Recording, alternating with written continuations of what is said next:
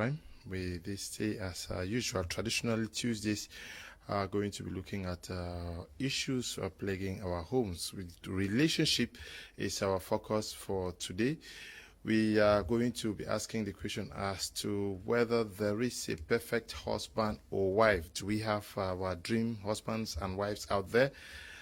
Or is it a myth? We equally are going to be looking at sharing responsibilities in the couple or in any relationship. Who should do what and why?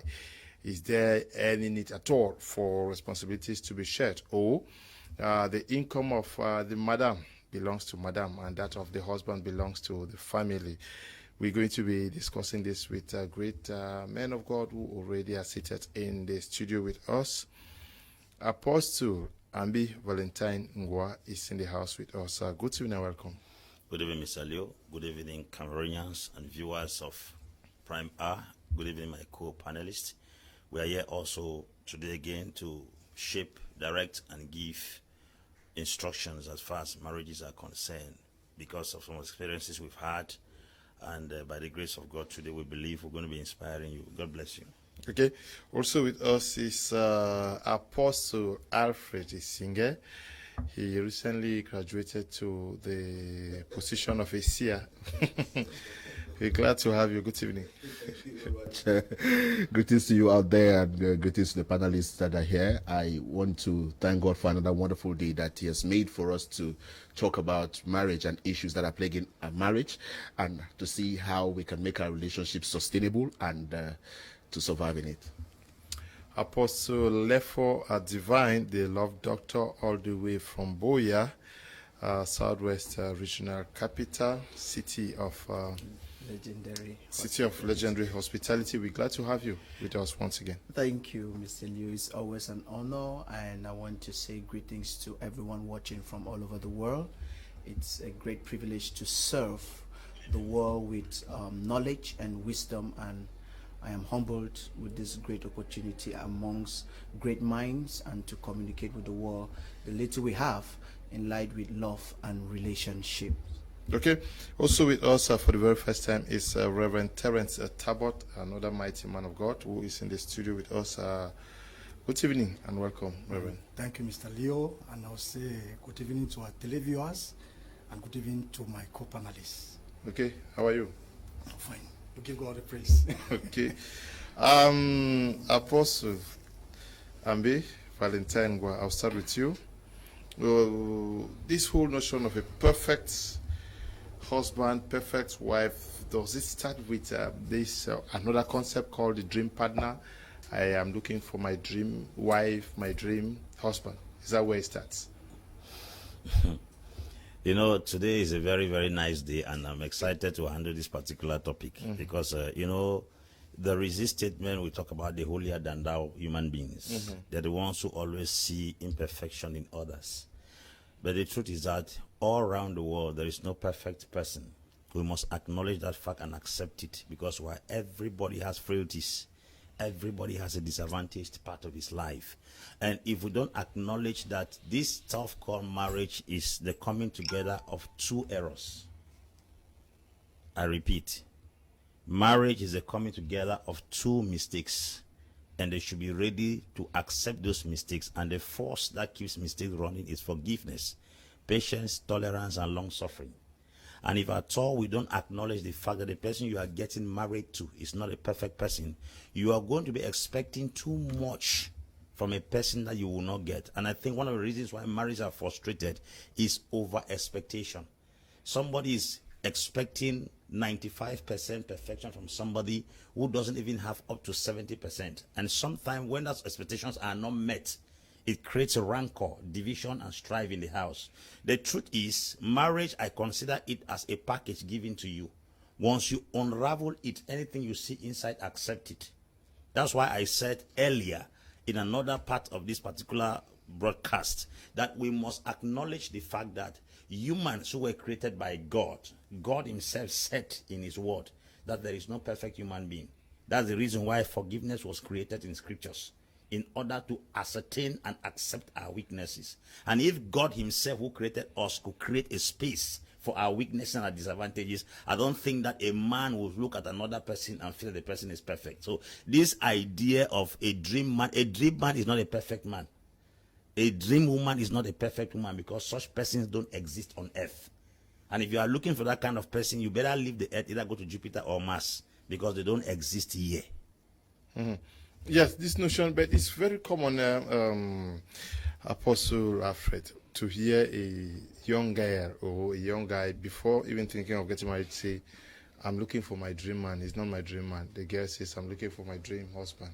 He's not my dream husband. He does not meet my qualities of a perfect guy. Maybe you're trying to mix two things together, talking about the dream man and talking about the perfect man. Yes, because it starts from there. I'm looking for my dream man and hoping that my dream man is going to be that perfect husband. No, not necessarily. Okay. Because words have different meanings. And when you want to bring them together, you must be very careful how you put them together. Perfection and my dream man, they are two different things. My dream man may just necessarily mean that the kind of man I like. I would like a man that is huge, broad chest, dark in complexion, and knows how to carry himself. That does not necessarily mean perfection. It may just means he has my style. He has what I want, actually. Because women have what they admire from a man, and it's just like men. Now, when we talk about dream man or dream woman, we're not talking about the one you saw in the dream. We're talking about someone that you admire, someone that you wish can be your ideal. You know, when a man looks at a woman, you know, in terms of dreams, he sees the kind of children he's going to produce with this woman.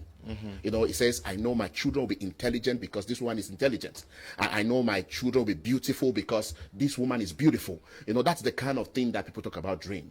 But now, talking about perfection, we're talking about qualities in terms of character, in terms of behavior, in terms of the way they act in the society. That's what we're talking about, perfection. And of course, perfection is not for an individual. Perfection is for both people.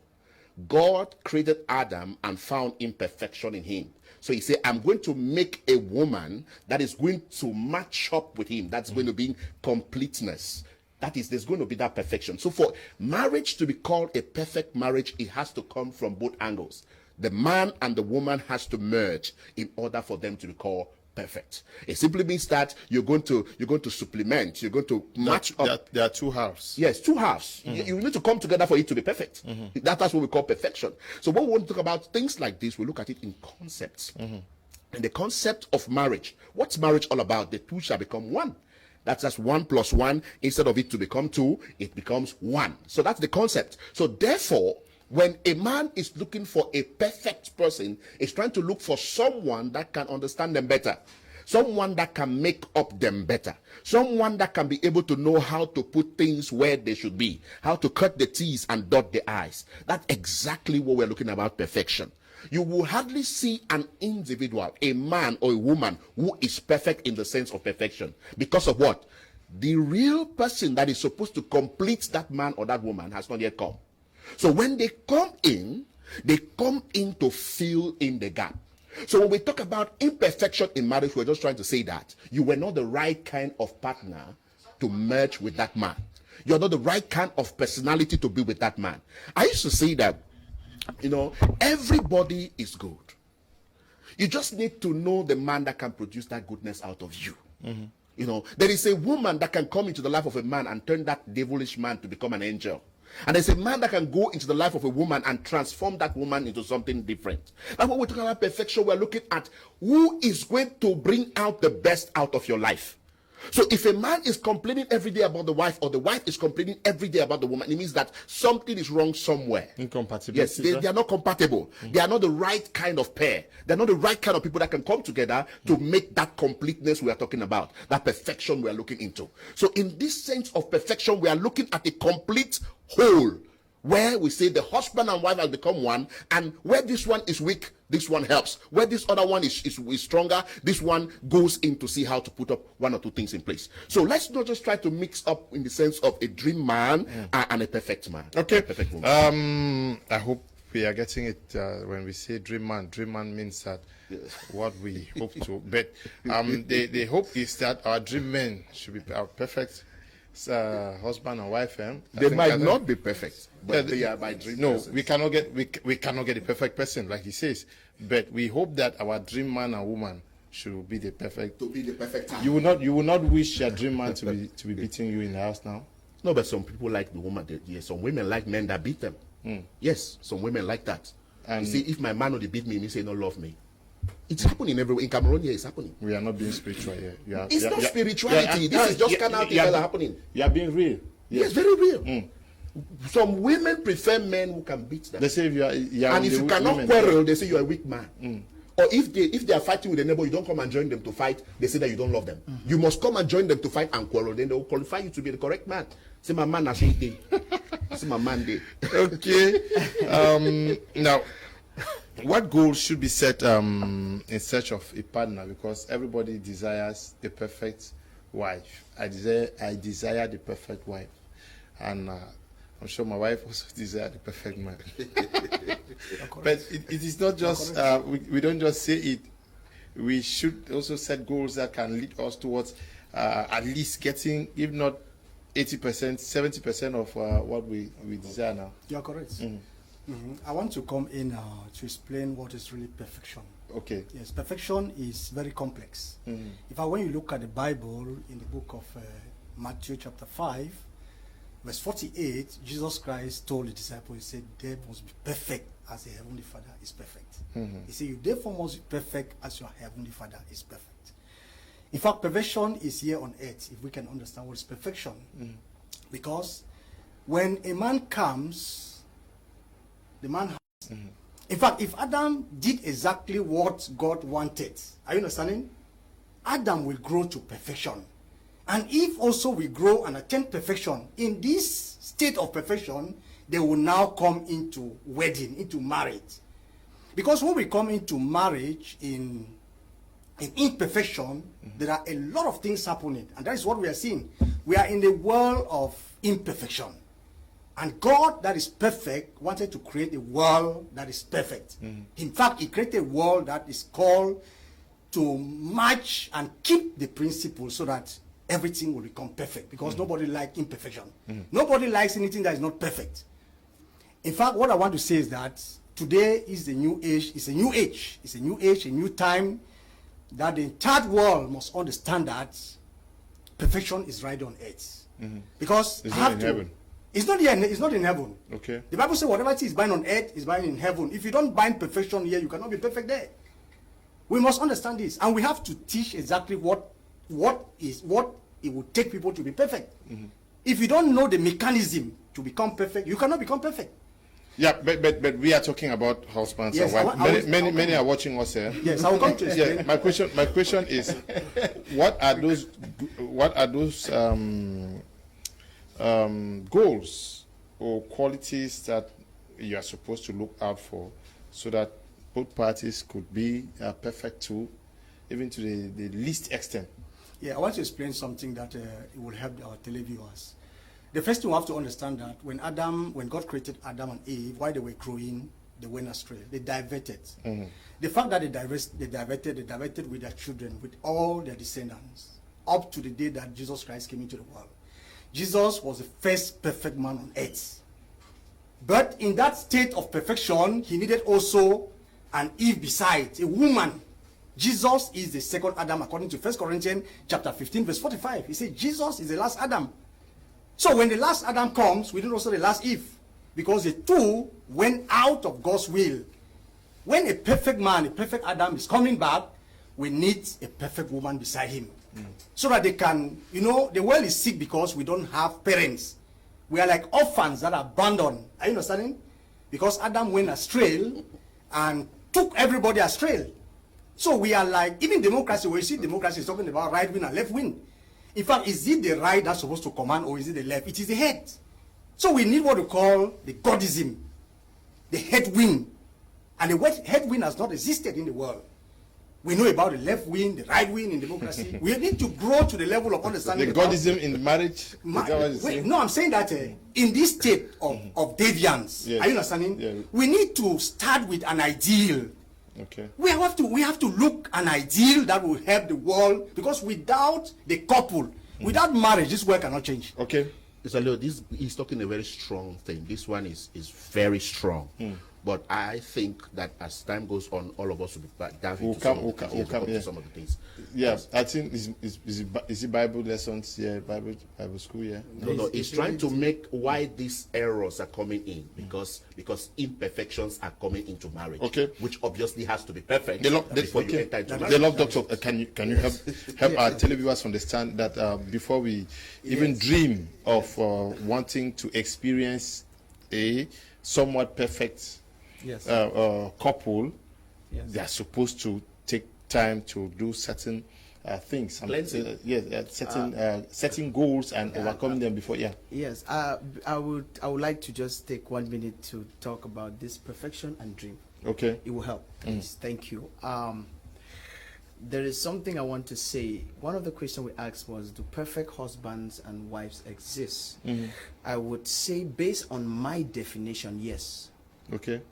Sometimes I remember last time we were talking here, and I said a lot of time we have problems because of the jargons we use. And like it or not, our different fields of life or different areas have different jargons.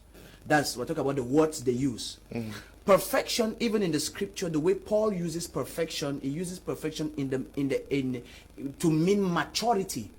He says that he gave apostles, prophets, or he gave gifts to the church. Let me call it leaders, because Paul always offended with the whatever word, whether the apostles or prophet, whatever.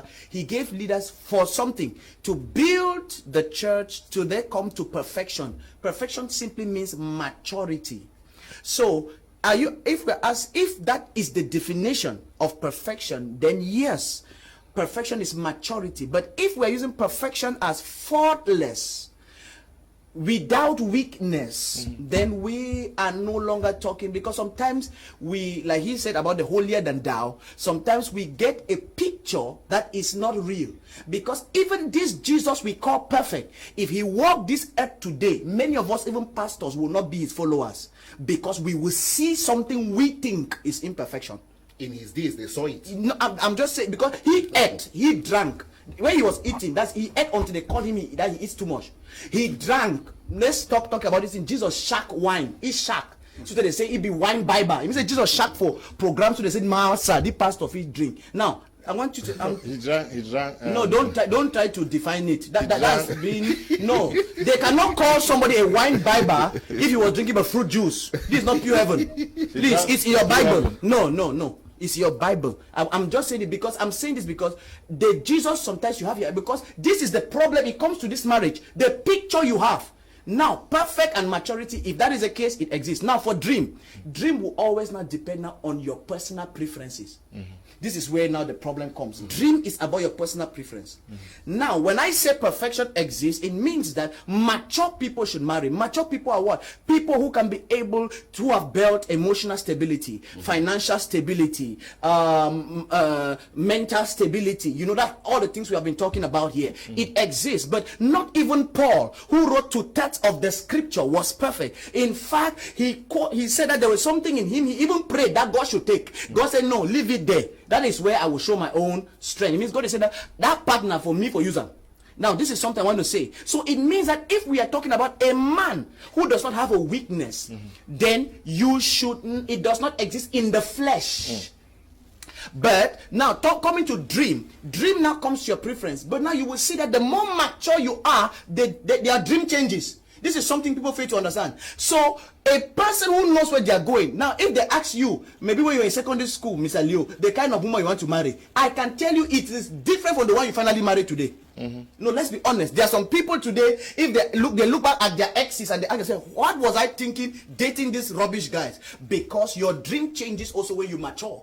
So you can also meet your dream. So when we're talking about this dream, there's somebody, if you just think a woman is to flaunt out there, then you will be looking at the one who can do good Mary-Kay, good makeup and everything. But a man who is going somewhere begins to now start looking beyond that and then you see that even their dream changes. So what am I saying? There can be a perfect person, a mature person, good enough for you to marry, and your dream person is a reflection of how you have built yourself. So rather than what you are expecting will come from what you have put inside of you, because a shallow person will have dreams that are very shallow, but a deep person will have a dream that is very deep. So before we start looking at those goals and objectives, take note that this will be very, very relative. His dream will be different from my dream. Apostle Valentine's dream will be different from my dream. Some of them can be, because I don't want to just using big terms. The person should be spiritual. Even the word spiritual is a relative term. The person should be prayerful. Prayerfulness is a relative term. So every time we are looking at these good goals which we are going to step, I wanted to just step a foundation so that we can go, because some people got confused with the Bible lessons. Okay. I wanted us to come back so that they can understand, because we'll dig into this. Okay. And I think from that we can build. There is no perfect husband or wife. Only God is perfect. If your partner has about 60 or 70% of what you like from a woman or man, you can go ahead and get married. Marry a man who loves you, who can give you children and bring up the children. Rita is writing from Boya. Good evening to you, Rita. Emmanuel Saji, watching from Yaoundé, Apostle Lefort, defines perfection as maturity, but disagreeing with him a little. There are many immature spouses these days because they aged and got into marriage but were not ripe enough, mature for marriage. Being a husband or wife entails a lot of responsibility, but we still have many immature or irresponsible spouses around us. Emmanuel Saji from Yaoundé. I'm sure you are rather corroborating what you said. Corroborating what I'm saying, and yes. You're differing with me. Hello, Mr. Leonard. Good evening. Watching you live from Lagos in Nigeria. Amazing work you are doing. I have this to say: the perfection is the Hebrew word teleos, which describes the interpretation for effective and effectiveness. So, a perfect man is not a man that is sinless, but a man that strives to sinless. Okay? Good evening, Mr. Leo. I love your program. Charles Mbambu. Good evening to you, Charles. Somebody is raising an issue of maturity and immaturity. Is there an age where people should not venture into relationship? Talking about marriage? Age is practically numbers. Maturity is acceptance of responsibility. Okay. It's not, there are 50-year-old people who are babies. Okay. Yes. And there are 25-year-old people who are mature people. So it has nothing to do with age. Yeah, it has to do with the development of mental capacity on how to manage circumstances. There are people who are 14 years, they can control their emotions. And there are people who are 60, they cannot control their emotions. If both of them act together, you will see a difference. There's a master's degree holder who doesn't have a behavior of a master's degree holder, and there's an A-level holder who has a degree of the behavior of a PhD holder. So it's not certificate, it's not age, that's not maturity. Maturity is the capacity to control your emotions. 1. Number 2, the ability to accept responsibility. Number 3, the strength to control your weakness. Everybody has a disadvantage in this life. When we are talking about perfect people, I'm beginning to get confused with the juxtaposition of words with perfection and maturity and who is mature. What about perfection here? Perfection has to do with 100% soundness. That's what we are talking about. If somebody is perfectly in health, it means he's 100% sound in health. If you say this man is perfectly rich, it means he's 100% financially okay. And if we are talking about perfection in marriage, we are talking about character. It's character, it's not charisma. There are people who can sing here and they are 100% perfect in their singing. That is charisma. But we're talking about character. And character has to do with the nature of man. And the nature of man is born out of the foundation of sin. David said, in iniquity did my mother conceived me. Which means from that root you have an imperfect nature. Now, when you get born again as a child of God, the word of God begins to shape you. And it is difficult for you to gather the wisdom of God all through a year before you die. Because the Bible says the ways of God are past finding. So we want to ascertain perfection in terms of people being mature. It's a big mistake. Okay. I've seen very mature people who still are crazy. They are crazy. A man that commits adultery in a marriage might not be immature. But it could be something in his nature that he cannot control. That you will call such a person an imperfect person. That which I want to do, I do not know. I see myself. Yes. That's what I'm talking about. So if we are confusing between maturity and perfection, I think we have to clear this air. No,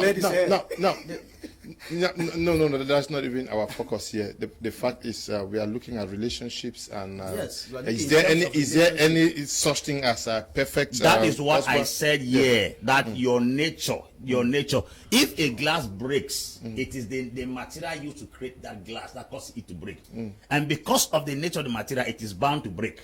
Okay, but now, we have couples who find almost everything wrong in the other. That's the question you're supposed to be asking now. Yes, well. That was the initial question. You were just responding to the issue of immaturity. The question here is: we have partners who find almost everything wrong in the order. You complain about almost everything about your husband complains about almost everything about the wife. Is it the fact that you made a wrong choice, or you did not take time to study each other and understand?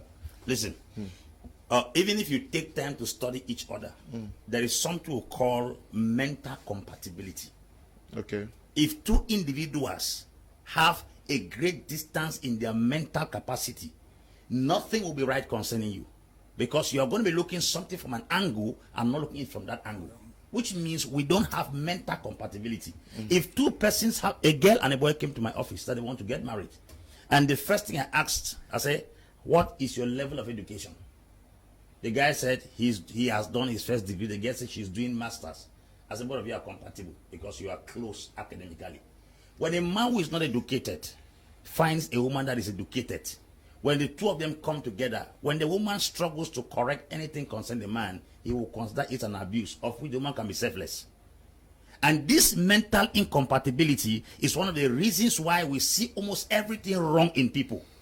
Number two, there are people who might have a weakness that a woman does not have. For instance, a man may have anger, and the woman does not have that anger.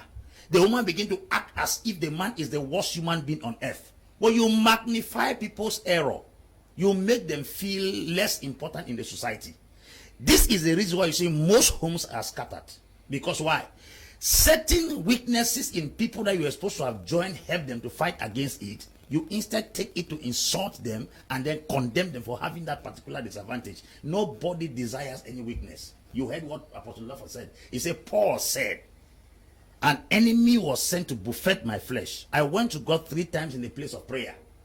Now, God said, my grace is sufficient for you. Stay with the weakness. If that man Paul was married to a woman, the woman would not have seen that weakness the same way God was seeing it.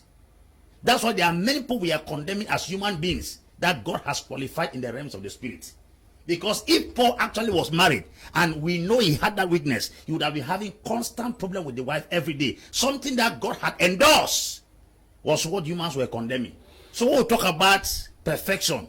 Perfection in whose eyes? In the eyes of God or in the eyes of men? Because there are so many things that humans condemn that God has endorsed. There are many people whom you look as if they are nobody in your eyes as a human being, according to your own analysis, why God is taking them. Moses got married to an Ethiopian woman. In the eyes of men, it was an error. But in the eyes of God, it was an agenda from heaven. So when we take human perspective, are we judging this perfection based on what humans ascertain or based on what God calls as perfection? Because we have seen many cases in scripture that if you want to judge from the eyes of human being, you will condemn. For instance, Abraham is going to sacrifice a child born with a woman and that tell a woman. That's imperfection. That's betrayal. But in the eyes of God, it was correct. So let us know that the way God sees things, not the way we see things, the way we see things. Yeah, but where do we place this aspect of wrong choices in relationships or couples? That could be a potential ground for constant fightings amongst couples. All right, let's just look at this this concept. I was talking about concepts. A perfect gentleman. Who is a perfect gentleman? Is one that treats a woman like a human, and not as an object. The man who treats every human equally with love and respect is indeed perfect gentleman. The man who respects others' points of view, even though he doesn't agree with them, is a perfect gentleman. That's why I'm telling you that the word perfection has different angles of view, how people view certain words. Now, most women are not ready to get married. Unfortunately, men want to marry only when they are ready. And before you see a man decide to settle to get married, it means he has taken time to prepare. But most women are not prepared. They may be in other relationships, and they finally find themselves in the one that is ready. You know, they like men who are ready. They may be ready financially and otherwise, but their love and their heart is somewhere else. Now, when they come into marriage, what happens? They finally discover that it's not about rushing into marriage, but it's about finding where your heart is, finding about where love is, finding about what you want is. If not, you will find a lot of inconsistencies in marriage. Where are all these problems coming from? It's because the women rush into marriage because they saw someone that was ready. But in real sense, they were not ready. That's what most of our problems are coming from.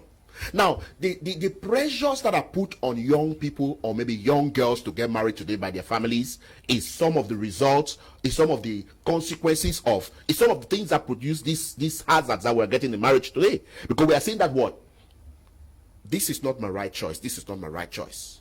But because he's ready to marry, he has the money, he's ready to see my parents, he's ready to go to my people, what happens? I go for him. Because my parents want me to marry. Age is going, time is going. If I don't marry now, things may go wrong. Now, because of that, so many find themselves in a situation where they begin to regret. Because in most cases, you regret. Because you marry someone you didn't know. Like a pastor, I've experienced a lot of things. Even at my own home, I experienced a lot of things. Someone just come, you want to marry. You don't want to sit down and know who you're getting married to. Now, when you, even if they want to tell you, you don't want to listen. You create a lot of problems everywhere. Now, a mature person does not create problem. Before you enter into marriage, you would have known that you're setting a foundation that will destroy you tomorrow. It may not destroy you in the early phase of marriage, but it will destroy you in future. You don't create problem everywhere, tension everywhere. You insult the parents, you insult this and this because you think you are in love. And you think that marriage will be successful for you. It can never be successful for you. That's why you see, most people find themselves in trouble. How many girls and boys have gone to sign marriages in the court without the consent of their parents? Only because they are in a rush to satisfy their curiosity and their emotional gratification. At the end of the day, they enter into marriage. And when the realities of marriage begin to show up, someone said the first 2 years of marriage, the man takes every order from the woman, listens from the woman, wants to pet the woman. Now, the second 2 years of the marriage, the woman begins to listen from the man, takes from the man. And the next years that are coming up, both of them begin to argue and the neighbors begin to hear from them. Because nobody will hear from you at this first phase because you have not met reality. But after that, because of what? The foundation people created in the marriage haunt them after. God's judgment may not take 1 day. It may not take 2 days. But it takes some days. And sometimes when parents speak, people don't listen. Why would so many suffer? Because the words of parents are haunting them. Their parents spoke to them, they never listened. And they went into it because they followed emotions. And at the end of the day, when the emotions start backfiring, you want to go back to your parents. Your parents say, no, I'm not there. I cannot continue me again with this thing. I'm not there. That's the kind of thing that we see out there today. Most people have set wrong foundations. You start with a woman, the first thing you do, you think is only the bed. You start with a woman, you think the next thing to do is to take her from one bar to the other. You start with a woman, the next thing you do is you think is to touching and kissing and everything. Now you have built that relationship in erotic manner. You have built a relationship in a sex environment. And when you enter into marriage and you want the sex there, you can't get it again, it becomes a problem. Because you built a sex environment. And then you go into marriage and you discover that responsibilities come in and kills that emotional aspect of your life. And you can't continue in sex again the way you used to do it. It becomes a problem. Okay. Good evening, viewers. I don't think there is a perfect husband or wife. It becomes perfect when your partner knows your imperfect aspects and turns them to perfect aspects. Understanding and tolerance is what makes couples perfect. Physically, there is none. Ricardo, writing from Boyertown. Good evening to you, Ricardo. Tiku Felix from Boya says, Mr. Leo, perfection in a relationship is a manifestation of what you as an individual see or define. There is no global measure of perfection. It is a relative term, my brother. What is accepted by one is condemned by the other. Good evening to you, Brother Tiku Felix out there. Good evening, Mr. Liu and all the panelists. Great topic for this evening. I think there is neither a perfect husband nor a perfect wife, but both imperfect beings complete the imperfections of each other for a great, if not a perfect relationship. The moment aspiring husbands and wives acknowledge their weaknesses before getting into marriage is the moment they can consider themselves ready for the institution of marriage. Looking for a dream man or woman simply keeps us in limbo, and we find it hard to make a definite decision. Okay? Good evening to you, Emmanuel. This one says, perfect is an unachievable, unrealistic, and practically ideal that leads people to project their fantasies. Eno Agbo is writing from Germany. Good evening to you. Good evening, Mr. Liu. I really love the program tonight. For my own opinion, perfection in a relationship comes in when you both have a focus and understand yourselves, then there will be perfections. But if you don't understand yourselves, then forget there is no perfection. Thank you. This is Rosita writing from Yaoundé. Good evening to you, Rosita. Thanks you all for the program. I have a question, please. Why is it that a woman married to a man still finds herself being attracted to other men? Is it a spirit, a weakness, or lack of love and attention by the husband? Does this make the wife imperfect? Please, this issue comes up a lot during counseling. I don't know whether anybody can help. I will take the question. Okay. Yes. You know, the fall of man. Yes, the fall of man, tainted man. Yes. In this state of impurity, because man is supposed to grow and become perfect. If people must understand that perfection is on earth. Jesus was born good, but he grew to perfection. We must understand this. Hebrew told us that Jesus was born even as a son of God. He grew and became perfect. He had favor with God and man. Adam, that God created, had a portion of responsibility. The portion of responsibility is for Adam to grow and become perfect. Perfection is not only in bodily form. Perfection also is in the spirit man, because man is not only flesh. How will perfection take place? Because in this portion of Romans, Paul said, what I want to do, I find myself doing another thing. That means to say that the body is going its own side and the mind is going its own side. I mean, the man is divided. There is a conflict, internal conflict, and internal conflict in man. Man is already fighting. Is that what is happening in the life of this our sister? This is what is causing the people to act. I mean, I don't know. This is the problem. If the man can unite the mind and body, there will not be. In fact, there will not be any ground for that man to do those sort of things.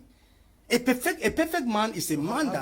How do that? I will explain how you do it. Is it a spirit? She's asking that. Is it a spirit that's haunting her to be? No, it's not the spirit. The man has a responsibility. The first responsibility is to understand that. The lady. No, let me come. That lady that is going out. The lady is married, but she finds herself going out.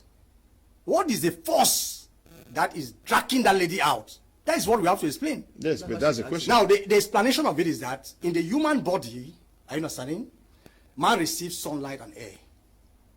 There are two elements that are tangible. You drink water, you eat food, they are tangible. You receive sunlight and air, they are intangible. And you generate something we call the vitality elements.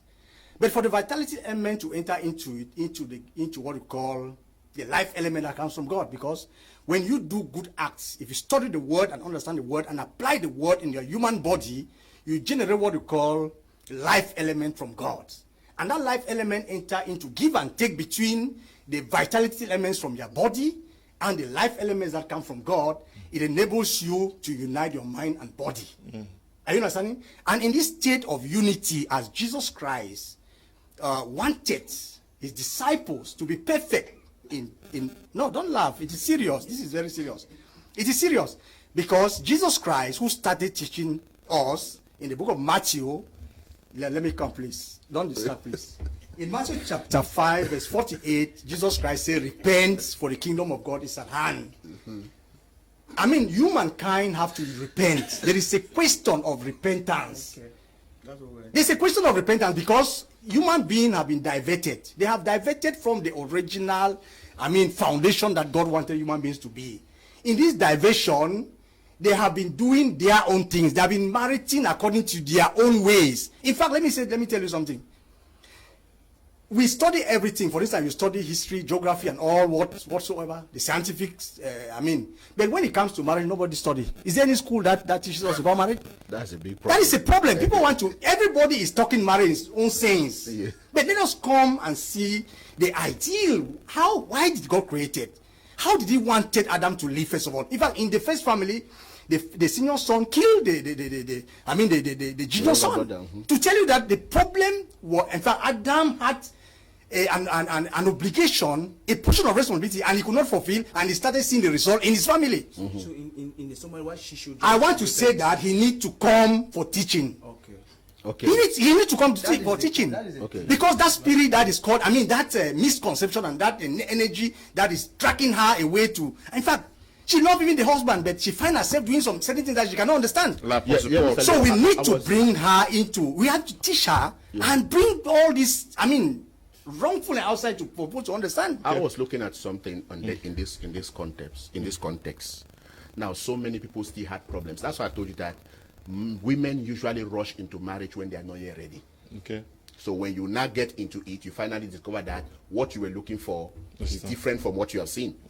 Because not every man you meet can satisfy your need sexually. And in most of our churches today, they don't permit you to sleep with a woman before you get married.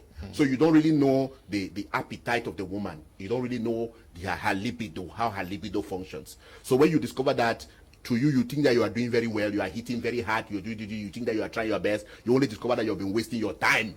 Yes. Then now she gets up and you are already sleeping and snoring, and she discovered that she's killing all the mosquitoes on the wall because of what? She cannot meet up with that kind of a thing. So many girls are frustrated in marriage. So many, especially those are coming from certain tribes that have that high libido. Truly, some tribes have libido. Some families have high libido. And for them to marry, they must get to someone that will be able to manage that particular emotional state. Yes. No, we have been talking big grammar here. There are many persons watching. What's high libido? That is high desire. No, send people maybe go cause from somebody told us that children are watching us, so we are trying to see their sexual desire is very high. So they don't take it like that. To you, when some men think that they are starting, but they have done their best. But to the woman, the man is just starting. Because a woman takes time before she gets into that height. Yes. And then when you get into that height and only discover that now the man is already sleeping. He's already snoring. And you want to even touch him. Are you sleeping? He say, I'm tired. And there's just nothing you can do. And you want to touch him again. He say, you overlike sex. What happens? Neighbor will help neighbor. The next morning, the neighbor that will greet her well, and then some kind of things, it will cause a lot of trouble. So what I will advise is that if a woman is in that kind of condition, please find out what is her need, what is her problem, what is pushing her to that. Especially a woman who does not have a love for God and does not know Jesus Christ as Lord and personal Savior. They have a need. Now, in order for the man to be able to meet the need, like just as a man of God has said here, he need to go for a teaching on how he can satisfy a woman. Because normally some women can take 3 hours, 4 hours to be satisfied.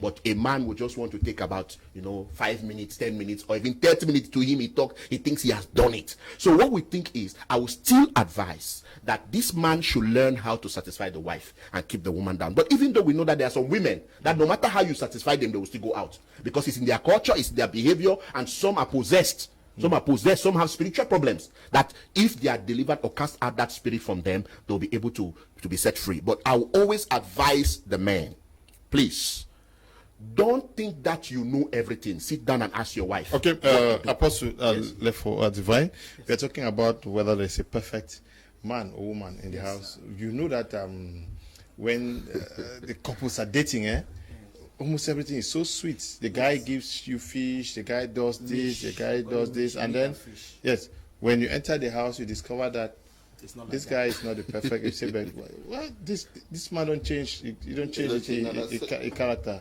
Thank you so much for this question.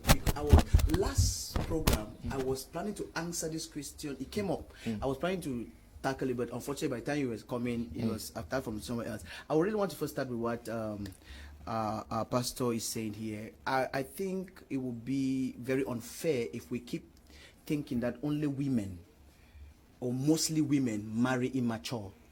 The truth is many men also marry when they are immature. Having money in your bank account is not equivalent to having capacity to marry.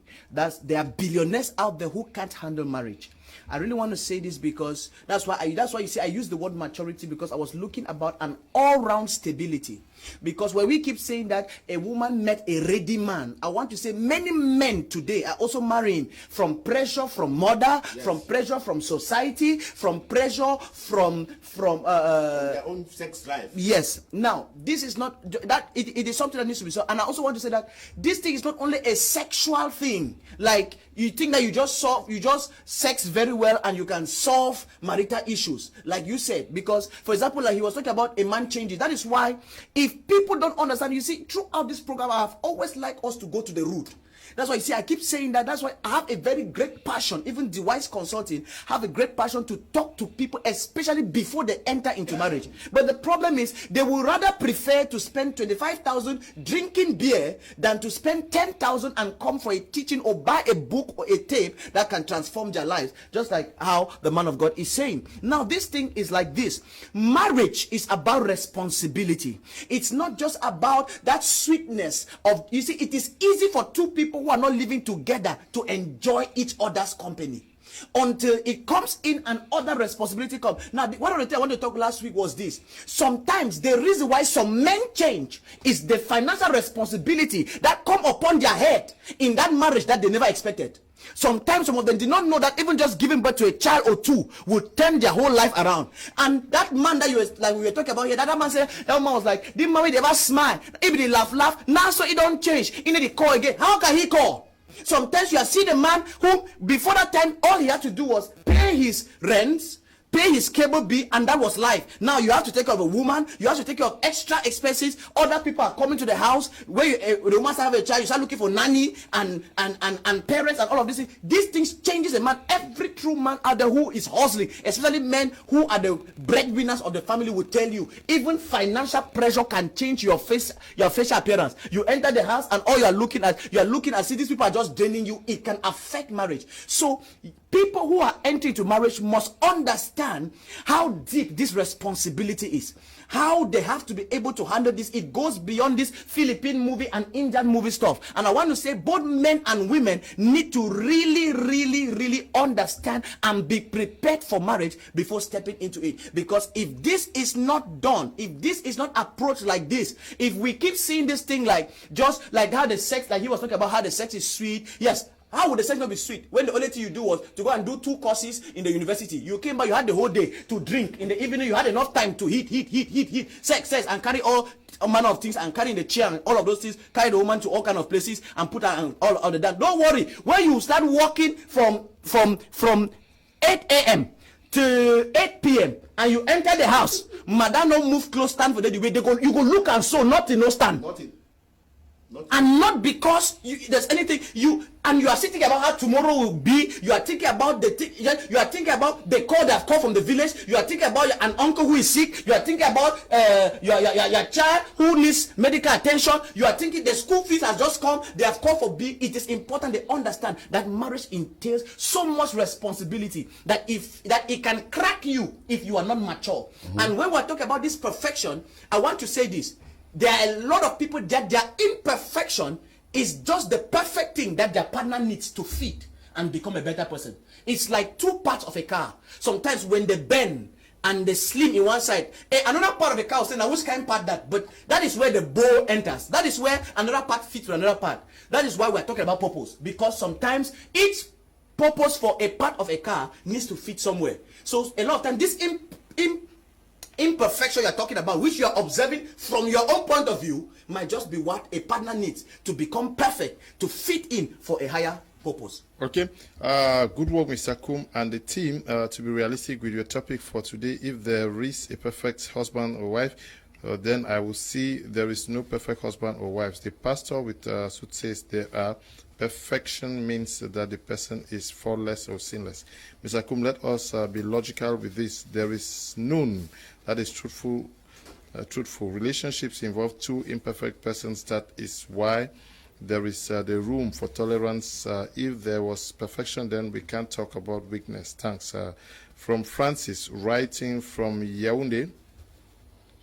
Good evening to you, Francis. Greetings, sir. I love your program. Please, I would like the viewers to know first that there is no perfect man or woman. Jesus said none is perfect, so we should remove the word perfect. Secondly, Paul said we are the body of Christ. That means everybody has something to contribute.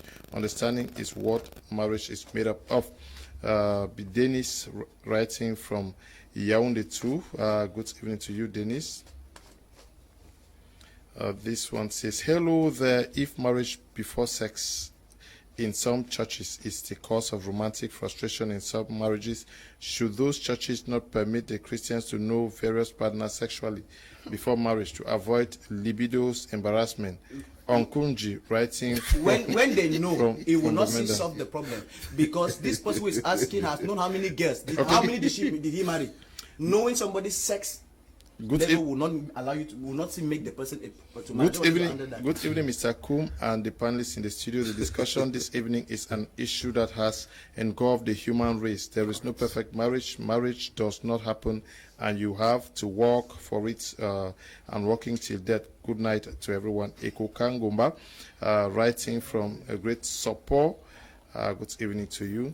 Hi, it's Sister Achwo Doris from Loom. I hail your points all, and what I have and I know is that there is no perfect relationship and no clear age or level of is restricted for marriage. When we get into it, all we need is prayers. Good evening to you all in the studio. Perfect husbands do exist, because my wife always tells me that I am perfect, so I am sure there are still others like myself. I am Sir Joe, writing from Kumbu. Good evening to you. Good evening, Mr. Leo. May God bless you for these wonderful classes. Greetings to the men of God in the house. There is no perfect husband, no wife, but all is built on tolerance and reasoning with the partner's opinion. Please, sir, help me ask Apostle Ambe whether is it proper for a pastor to propose marriage to a lady he was counseling for marriage with another man, but for the excuse that the man did not return from abroad on the date he promised, the pastor went ahead and proposed. Please help answer this. Is it proper for a pastor to propose to the woman he was counseling? Now he proposed because the woman he was counseling with, that's the husband, did not come in the date that was arranged. So it looks like the man was out and did not come. So that the pastor now went ahead. Since the man failed coming, the pastor used the opportunity. But my question to you is that looking for perfect husbands and wives out there, is it not also a function of too much Nigerian films where you see super love, real love, where everything is written, scripted, people are acting films, and because you see this, they dream. What we think can also happen to us is that our husband should act like Ramsey Noah or Jim Iyke, who is acting, or the fact that we read many books. Could that not also spur some of us to want to live what we see? I have said it and I'm still saying it. Most people who write books write 80% of their personal experiences. And their personal experiences might not be even 30% of your experiences, because no two marriages are the same. We know there are general rules that concerns marriage that we can teach, but practically marriage is what you face in your house. That particular encounter you have between that particular woman and that particular man. That is the reason why a man may not be able to stay with a first wife and successfully stays with a second wife. The problem is this: once individuals in question who are not compatible, and I will still get back to that place, they come together, you will find imperfection. For instance, if I am staying with a woman who is learned and I stand to address a people and my English is not good, that woman will see imperfection in me. Not everyone in that place will see imperfection in me, based on what she studied. She is linguist. She's a linguist. I'm not a linguist. I'm her husband. I stand to speak something. Maybe not everyone will catch that error so quickly. But because she's too educated in that area, she handpicks that error. She sees an imperfection where nobody is seeing it. That's why I'm telling you that you have to grow up to a particular standard in order not to see a lot of errors. That's why I say the more you grow in knowledge, the more you get annoyed. Because when you make discoveries, you see a lot of mistakes. Sometimes too much education is a crime. Because it makes you easily identify errors. That's why we are saying that if an individual is too exposed, he may see virtually every mistake in an individual. Why, if you don't have such knowledge, mistakes can even take place in front of you, and it will be difficult. How did our parents? But if you are married to somebody who has studied, and you say, I went to Kumba. Went to UB. He said, I went to Kumba. She feels like you are humiliating her, the woman, publicly because she knows that error. But you who seem not to have gone to school, you don't see it as an error. So I say that the differences between two persons is when somebody is more advanced in knowledge than the other. For instance, if somebody knows how to match colors in dressing, then he marries a woman who is not exposed in dressing. She just jumble up blue and then take red attached to it and then add a little black and then put orange. Just envisage that color in your mind. Then she comes and says, honey, how do I look? Gosh. You can just vomit. That is because you know how to make colors. That imperfection is not because you have knowledge in something she does not have knowledge in. But if the man is exposed and the woman is exposed to a greater extent, both of them come together. Once the man dresses, the woman can say, honey, you look decent. You look sweet. She can just come adjust the tie. Then a woman also who is perfect, as she dresses and comes at the man, because these are the things I'm talking about. Once he enters and the house is haphazard, he has no problem. He has grown from a bushy background. Yeah. But another person who is well coordinated, he enters a house, the pillowcase, one thing is out of is disorder. I say, why is the TV? Why is there dust on the TV? That imperfection is easily seen because the man has knowledge in that area. So when two idiots get married, there won't be any problem. But when one exposed individual gets married to a junk, every single thing the person does is wrong. I met a lady, she said to me, the husband sees everything she wears wrong. I said, because your husband is too exposed how women dress. Yes. There are people who have grown in the village. Now their country ground tie, that's what can't put that corner, so it doesn't affect him because he doesn't even know how women must make color and the dress. A girl can make up here. You see the makeup, you see now you do this. Another man see who doesn't know what to make. How wonderful, Sherry, you shine today. The difference with these two persons is that somebody is exposed over something that the other person is blind about. That's why if you want to get married to somebody, both of you must come to a place where you have the same taste, the same vision, in the basic, the same capacity in viewing things. That's it. Somebody wrote me. That's perfection. Somebody wrote me on WhatsApp. She speaks good English. And she said, I want to carry out a visibility study. I said, no, it is feasibility study. She said, thank you. She didn't see it as an insult. Yes. Now tell somebody, that's somebody who is educated. You tell somebody that it is not visibility study, feasibility study, he get angry. You feel you are insulting them. So when we talk about working together or matching in perfection, we're talking about people who have the capacity to see things the same way. Okay. Good evening to you all. Perfection is not in marriage or dictionary, and if it does, then it is a relative perception. What is acceptable in Beti is unacceptable in Mancon. What is acceptable in Africa is a farce in the West. So perfection is complex and near nihilistic. Anderson Ali, my brother watching us from the U.S., good evening to you. Good evening to you all. I am Roberta from Yaoundé. As concerns the topic, it depends on the significant order to define perfect. No one is perfect by the real definition of the word. Everyone has a flaw, yet many people in their partner's eyes are perfect because it all depends on how they see perfect. And some, it's being kind, caring, hard, and hardworking. Okay? Good evening. Pakum, there is no perfect man, but most men are emotionally aggressive. Okay. Good evening to you in the studio. The solution to a happy marriage is tolerance, and that will be from the man. Hi to all in the studio. Marriage is an institution God created for couples to study till death part them. They can only succeed if they tolerate, forgive, communicate, and endure in all odds. Because of all this, no marriage is perfect. Prof. Akamahantan, writing from Douala. Good evening. Mr. Liu, the reasons why many people fail in marriage is also because they want to learn excellence about marriage in marriage. It doesn't work that way. Was about to talk on men being immature too in marriage, and the love Dr. Apostle Lefford Divine spoke on it.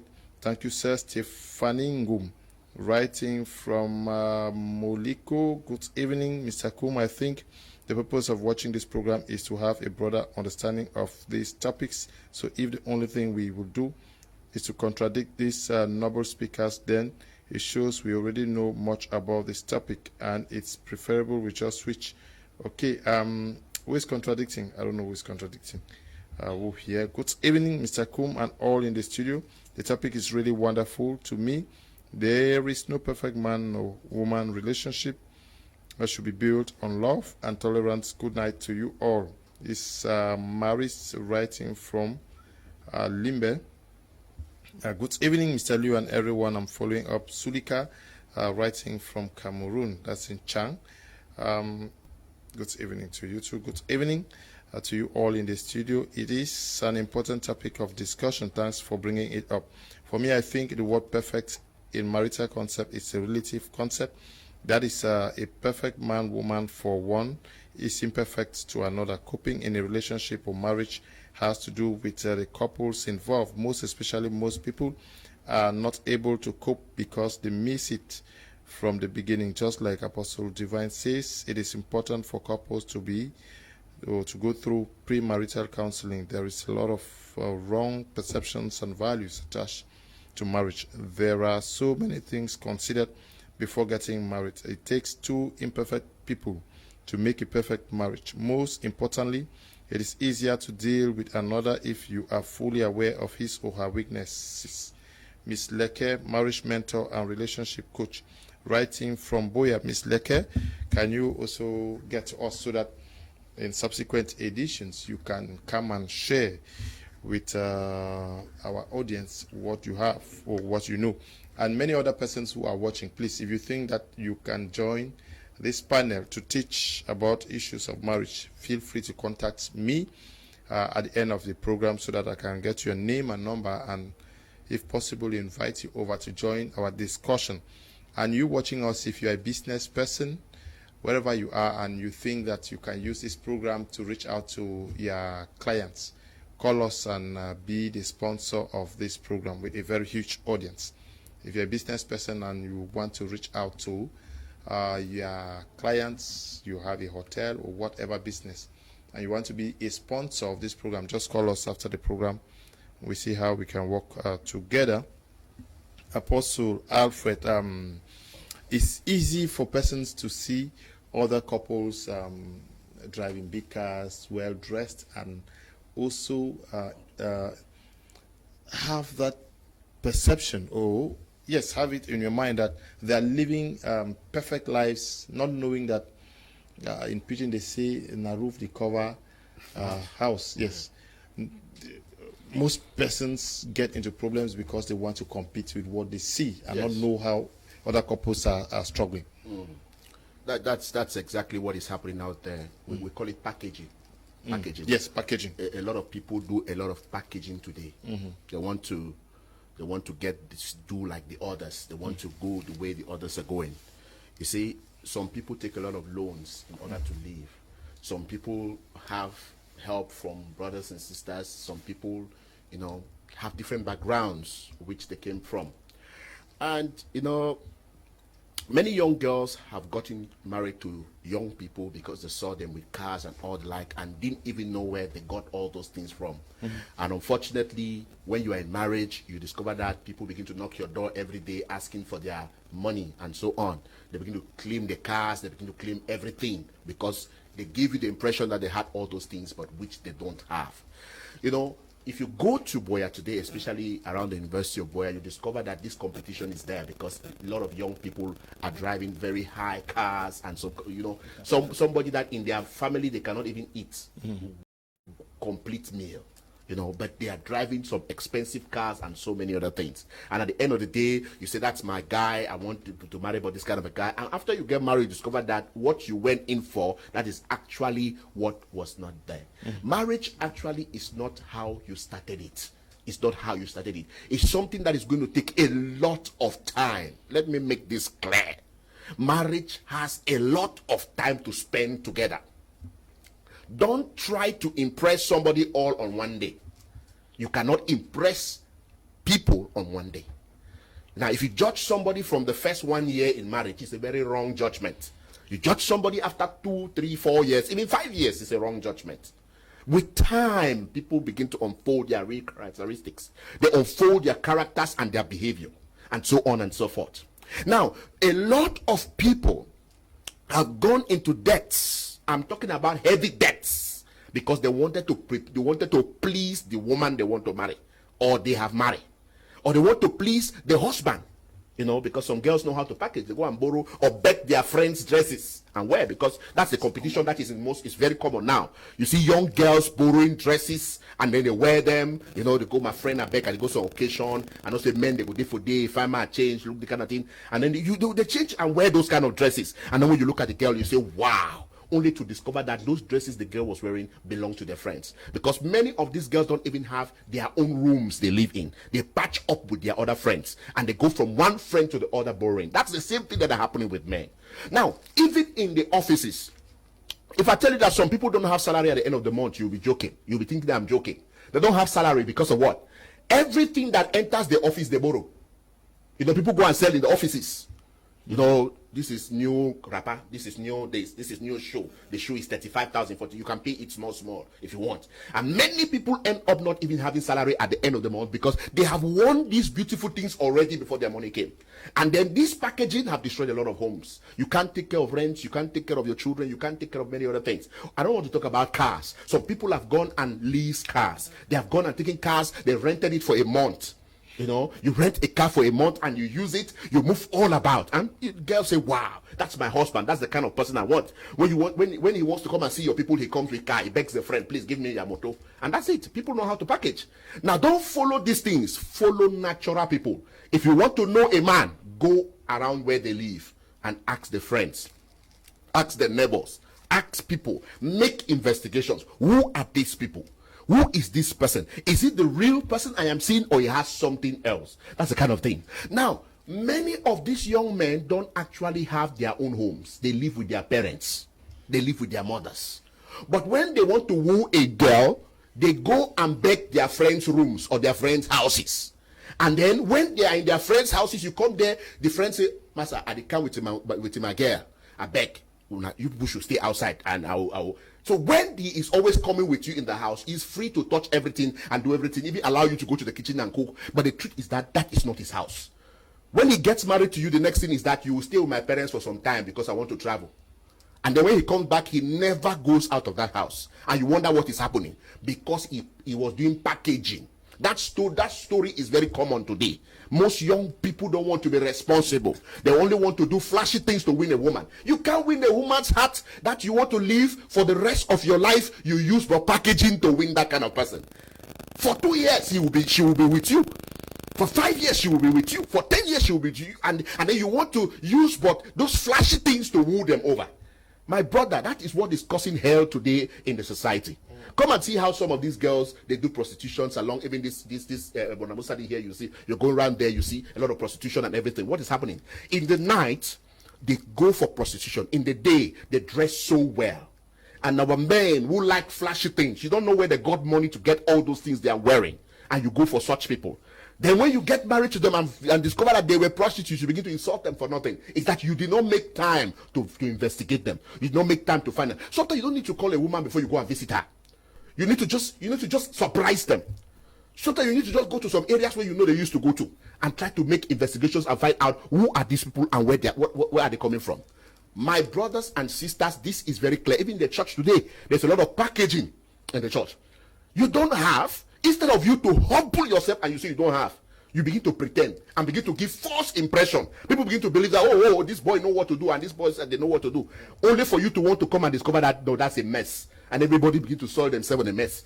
This pretentiousness have destroyed a lot of things, especially in the church today. You want to do a wedding that is flashy, is big and everything, but you don't have the money. After that, you will pay debt until something. Now, what will happen if after a marriage, you just did a wonderful party, and then you have 2 million francs to pay for debts, and your salary is not up to 100,000 francs, and you have the woman in your house to take care of after marriage?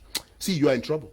Okay. Yes, you're in trouble. I hope the lessons was dripping down your spines. And now, Reverend, when we gather what he is saying, are we also saying that before we get into a relationship or accept to marry somebody that we are going to spend the rest of our lives with, we should do a lot of background check on the person? Yes, I will support that idea, and I will try to explain something about the old days.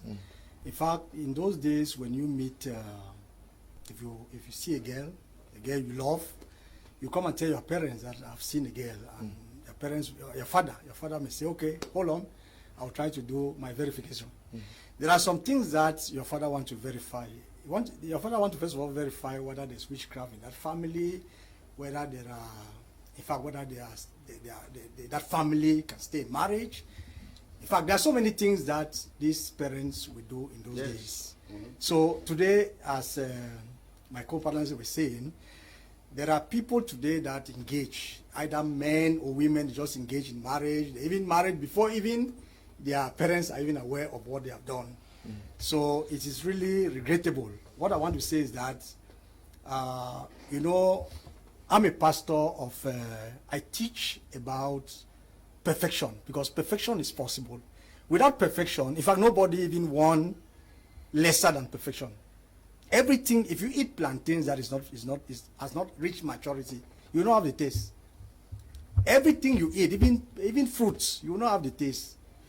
I don't know whether you have tasted a pineapple or pawpaw that has not reached perfection. So I am a man, in fact, I have studied to understand, not only studying, I have a revelation of what I'm talking about perfection. What is troubling marriages is because we don't know how to handle it. I will explain you something. In fact, my wife, when I married my wife has at least 2 masters. But I try to remark something, because at times we may be with people. The way she speaks, it will not be the way she speaks with me when we are together. So I try to understand some things, and I try to tell her, you have to be natural. You don't need to mascara. You don't need to hide something. Yes. I understand. You have to be natural. Me, everywhere, the way I speak, it's not because I'm on television. In fact, I am natural in what I'm doing. In everywhere I go, I keep my way. There's no way that you come today, you say, no, that man is different. No. In fact, perfection is not, as I said, is not only external.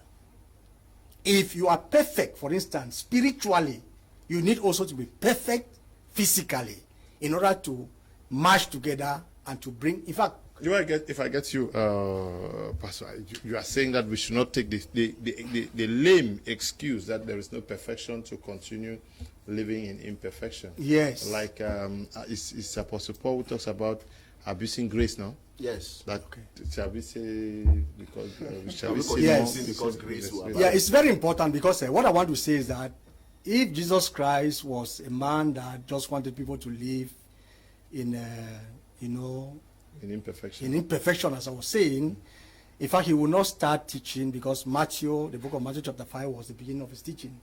He told the people, you say, you therefore must be perfect as your heavenly Father is perfect. It's not a word that we have to think that perfection is not within the marriage. So if they come into understanding about perfection, they will lay a better base to advance. We are not saying that today they have to be perfect before they come in marriage. That's not what I'm saying. I'm saying that there is a base. Even if they are not perfect, there is a base to attain perfection. They should strive. They should strive to attain perfection. Because there is a possibility to attain perfection. Because without perfection, nothing can be good. Nothing can even please anybody. Because there will be limitation in our doing.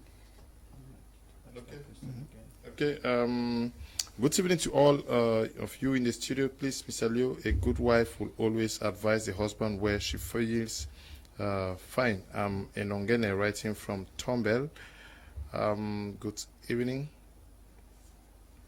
Good evening to you all in the house. Please, a man who spends half of the day with his friends be considered as an imperfect man or a wicked man after leaving his wife and children at home. Linda writing from Yaoundé. What's happening now, Linda? Good evening. This your panel is imbalanced. How can you be talking about marriage and you all are male panelists? No, there was a female panelist who was invited. She just informed me this evening that she had an emergency to attend to. Good evening, Mr. Liu, and to all in the studio. The program is quite interesting. I came in late. I just want to say marriage is all about understanding and tolerance. And if you're a woman out there who think you can contribute to this discussion, call us next week. I will invite you. Good evening to you all in the studio. It is Innocent from Baham. There is no perfect human being. But in marriage, when 3 is understood, you get to see your partner as a perfect person. Okay, I don't know how that works, okay? Tina wants a balanced panel from Bamenda. Tina, please, if you can join us next week, I'll be glad. Good evening, Mr. Leo. Is Cletus from Limbe. Perfection in marriage, your relationship is very difficult. One factor that is really destroying perfection is communication. When the two can't develop a platform of communication, perfection will be very far away. Okay. Perfection, like beauty, is in the eye of the beholder. Okay. Roberta writing from Yaoundé. Good evening, Mr. Leo. There is no perfect wife, no husband, but there is a perfect marriage. A perfect marriage is built on tolerance. Enomulu. Bath writing from Bamenda. Yes, I want us to look at fact-checking before getting married. Can that save? Yes. I was really hoping to have that question. Thank you so much, Mr. Leo. I really want to say that, I know I've not really spoken much. I really want to say something. This, most at times, I want to say, like somebody was saying here, this perfection we are talking about, like Apostle Valentine was saying, I remember last 2 weeks, I made a statement that when you are marrying, remember you are marrying a mindset.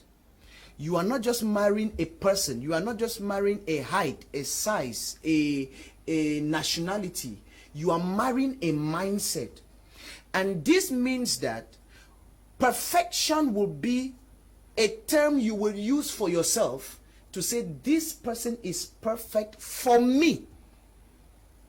It means that who will be perfect for me in marriage will or may not be perfect for the apostle, may not be perfect for the apostle. This is something, because as long as we have different purposes and different personalities, not everybody can blend. Like we have said, we are talking about that match, that alignment.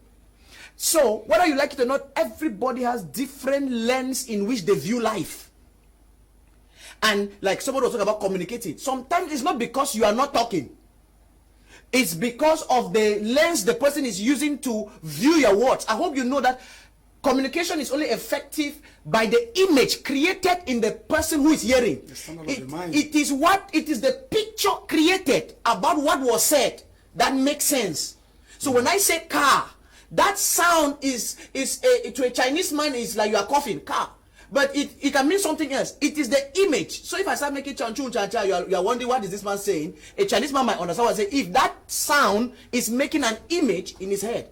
So, and take note that any image is created by the filters in that person's mind. And that is why, going to the fact checking, I have a whole teaching, I think I mentioned it last time, a whole tape on profiling the man you're dating. Unfortunately, I'm still working on profiling the woman, so it's not a biased thing, but it can work both ways. It's just telling people, it's because people have not even understood dating. It comes right even to the dating. People have not understood. Like the church is shying from this one because the whole thing, dating is about sex, clubbing, drinking. Like how you talk about how a girl will marry a man who does not have a house. That is because your priorities were not even in place. You were looking for something else. If you knew how to profile, I have a whole tape. I believe every woman should listen to that. It's a book. I have the book I'm writing. It's how to profile the man, because girls don't even know what they are looking for when they are dating. So if you knew, you would know how to check the fact. Because like we are talking about, this fact check is not just to go and hire a spy to be spying the man. There is a way you can check a man to understand if a man is hiding you. Because if women should learn to appreciate people, like they say, a man who parks a bicycle is better than a man who is driving his father's car. Good. Learn to understand men. Today people are just, I don't want to approach from the fact that every man who is driving a car is packaging. No. Let's not belittle the people who are enjoying their life, because sometimes people console themselves and say, nah, would they make it so that not everybody who is driving a car is suffering or is trying to form. No, I don't want to think about that, but I'm talking to that person who is trying to date a man or to marry a man. Check to understand his value system. And when you understand that value system, you cannot understand a man's value system when you don't know your own. Because until you know your value system, what you want, only then can you say this man is perfect for me. Because a perfect man does not come from the man. A perfect man is not a man who was preparing for you. It's a man who was preparing himself. And while you were preparing yourself, you found that your preparation make you both better. That is what we are looking at. Okay, that's what we are looking at. But at the end of this, we talk about profiling. We talk about making considerations, considering values. But you see, love is blind at times. Here, you find yourself going through some things that because of love. Love is blind. Yes, no. Is that not what we say? It's emotional. I don't know me. If love is blind, marriage will open your eyes. No, it will open where? If the love is so blind. so what we are saying is that you, the guy out there and the lady out there, you should not be blind in love. No, you should not be blind. Okay. That is a statement crafted by the Englishman that love is blind. It's just a common proverb that came from the neighborhood. Out of emotions. Yeah, so if love is blind, then marriage will open the blindness. It will clear. If you are visually impaired, when you want to get married, the marriage itself is a shooting bomb. It will heal you. I want to say this in Italian. We talk a lot about preparing ourselves before getting married, making all the findings and doing all the research. Me, I've seen marriage counselors who have divorced. Yeah, I was going to ask that question. I'm coming. Yes. I've seen experts in marriage who have packed their things and go out. I've seen people who have taught on marriage, written books on marriage, have all tips on marriage, but they are not living together. Because they fell in love now and they were blind. No, they were blind to their teachings. They did not know many things, and when they grew, they knew things. They were blind to it's not a matter of falling. Yeah. It's not a matter of falling in love. As a matter of fact, most of the people who are divorcing are even the marriage experts. We have to be sincere. Let's not be sentimental here. I'm telling you that people were looking up to as role models and pathfinders in the domain of marriage. They failed us. The truth is, we are too. How do I put it? We are too principled here. We are trying to put everything around principles. But we fail to understand that there are supernatural forces working in nature. Yes, exactly. That's the truth. We have spoken about so many principles that can cause marriage to fail. We have not spoken about spirits that are on earth that can influence the activities of marriages. And that is an area which we have not spoken about. And I can tell you that because of the presence of evil spirits, a man might act something that he is not. He may do something under the influence of an evil spirit. I know of a professor who suddenly developed urges for his housemate. How do you compare the rank of a university professor, properly exposed, and once he was teaching sociology in the university? He knows the human anatomy very well. And then he knows the human psyche. And then he sits and begins to develop feelings for a house help. Then suddenly he finds himself sleeping with the house help. How do you put that on a scale and then try to judge it? That is it stupidity? Is it foolishness? Is it lack of exposure? Or is it the beauty of the girl? Or what are we trying to say? All Some those things forces put together. Some forces must have gone. It cannot be one thing. There's not one thing. That's what I'm There's saying. many That's what I'm saying, that It's not we one are thing. judging something that has a lot of reasons as if it can has say only it one has. reason. Yes. Let us talk on the physical reasons why marriages can fail as well as the spiritual reasons why marriages can fail. Whether we accept it or not, whether you are an atheist or whether you are a monotheist or what, the reality is that we are living in a world influenced by evil spirits. So when we see women sometimes go out in the hands of other men, it could be some kind of bloodline afflictions. Correct. Where they are coming from, their roots is predominantly influenced by a spirit of adultery. And when that thing takes over you, your energy, that's why Paul says, I struggle to do what is right, yet I see another element working in my members, another law. What is this law working in my members that causes me to do the things I hate to do? That's the reason why it is possible for a man to go out and sleep and then regret it. Now let me conclude this. Men make love, not men sleep, or let me put it, let men sex not out of love. It's women that make love out of love. No, it depends. That is to say, if the woman is not influenced by an evil spirit. That's the reason. What do you mean by No, it? it depends. I'll explain to you. There is, in most marriages, when you hear adultery, in every exception, every rule there's an exception. If you hear adultery, it's mostly championed by men. When you see infidelity in a home, What has that got to do with love? wait, eh? What? I'm explaining. I'm Are coming. you saying that a man who has 5 women is not in love with them? Cannot love. It cannot be in love with five women. Cannot. Okay. No, you can't. Say Anything can We'll explain, attract we'll explain. a man to a woman. I don't think so. That doesn't mean you can it love is 5 love. women. that. You can love 10 women at the same No, time. no. It's possible. As I'm Very telling possible. you, listen, cannot. listen. I'm explaining something. It's my time to talk now. Okay, yes. Apostle. Let me speak. When I feel it, Okay, you counter okay. it. Okay. You can counter it. You are free. You mean to tell me the 1,000 men Solomon had, he loved all of them? And there were those 1,000 men, the women that he never touched. Because why? Out of infatuation, he could see something he wanted, he gathered and kept in his house. If you see a woman start cheating in a home, 90% sometimes is influenced by the men. They do it as revenge. Whether you accept on this platform or you don't accept on this platform, that's the stark reality. Men are driven by their looks. Women are driven by their touch. A woman cannot start reacting emotionally if she's not influenced by an evil spirit, except a man start touching her, not with hand. You touch a woman's heart with words. A woman is bonded to you not because you sex her. She's bonded to you by what you tell her. Communication is stronger than sex. That's the reason why the woman that talks to you more is bonded to you than the one you sex. That's why if you see a woman sees you talking with her husband consistently, she will fight because why? She knows that communication has power.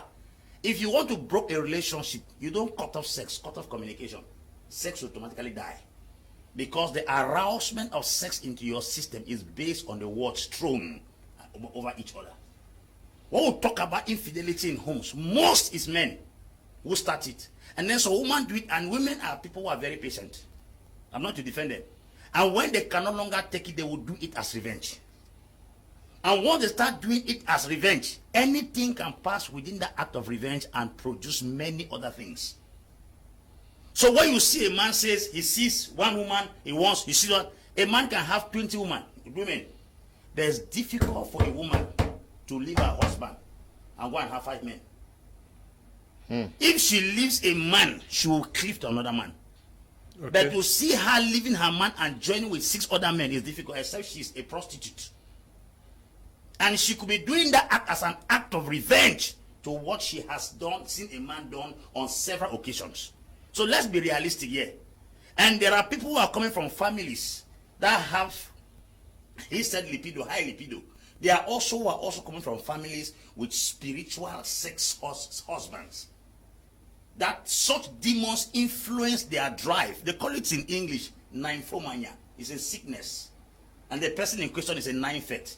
A person that has uncontrollable sexual desire. Is in medical parlance is a disease. Then you stumble and get married to such a person who is sick, because such a sickness is not detected in the hospital through a lab. So you get married to such a patient because we go to the hospital and run the test for genetic tests, pregnancy tests, HIV tests. We don't run tests for nymphomania. Okay. So she comes into your house with nymphomania, and then you hit in the morning. You talk 2 hours, you want to hit. Before 3 hours again, you want to hit. You will jump from the window and run away. Okay. That time, an individual is not able to satisfy her. Okay. So there are a lot of reasons that cause all these things. We should not hang as if it's one particular reason. We are going to take the last 30 minutes to discuss on our second topic for tonight. After the short break, except somebody had something to add to what. Huh? Let's get the break. Let's get Okay. Okay. Let's get a break.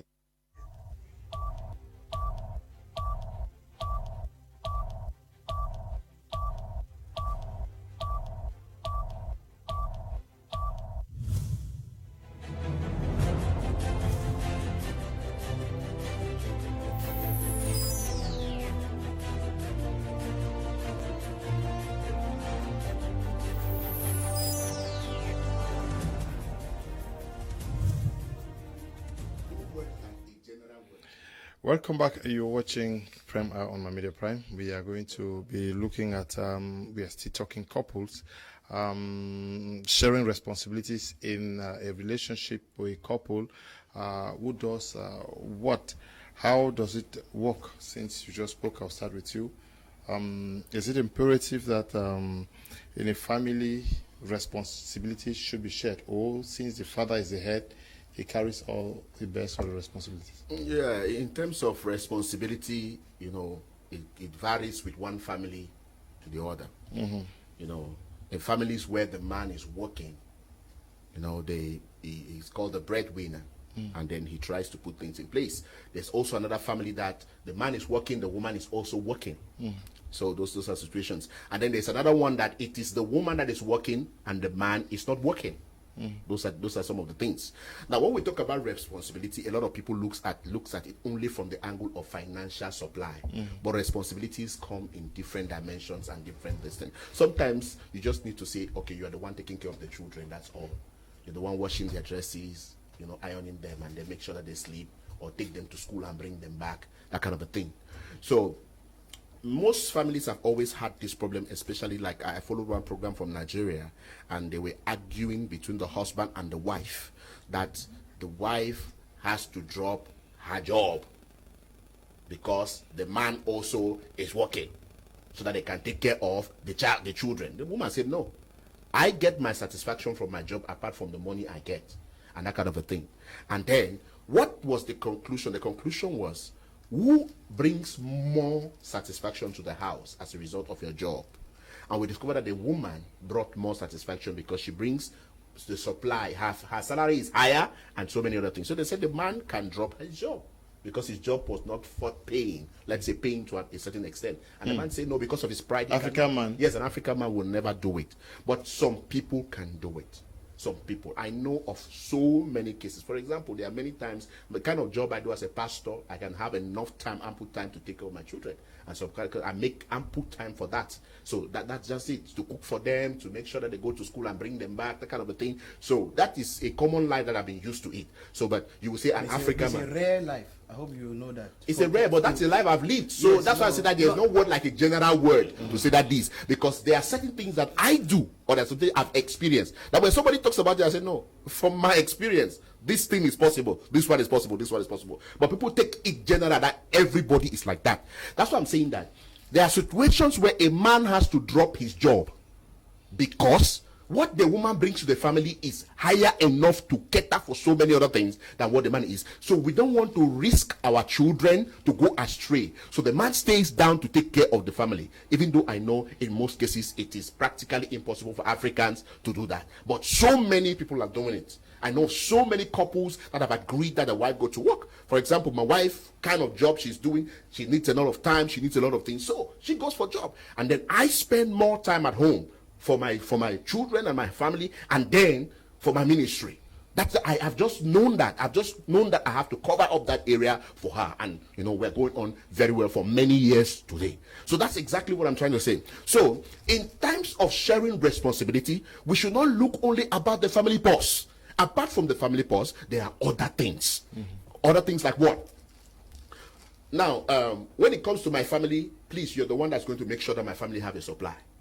When it comes to your family, I will be the one to take care of that. Sometimes we can say the woman should be able to be responsible for what? Every month or every year or trimester, okay, you try to see that where my family is, okay, they gave us a list of worries that they had or needs. Let's try to see what we can do or what we cannot do. So they check it to say, okay, you will be the one to handle that. In most homes, they have said that, okay, if my in-laws, you say the in-laws of the wife, they are coming, what happens? She is the one to handle it. But when the in-laws of the man, they are coming to the house, it's the man that handles it. So that what? The in-laws also feel well with the other person.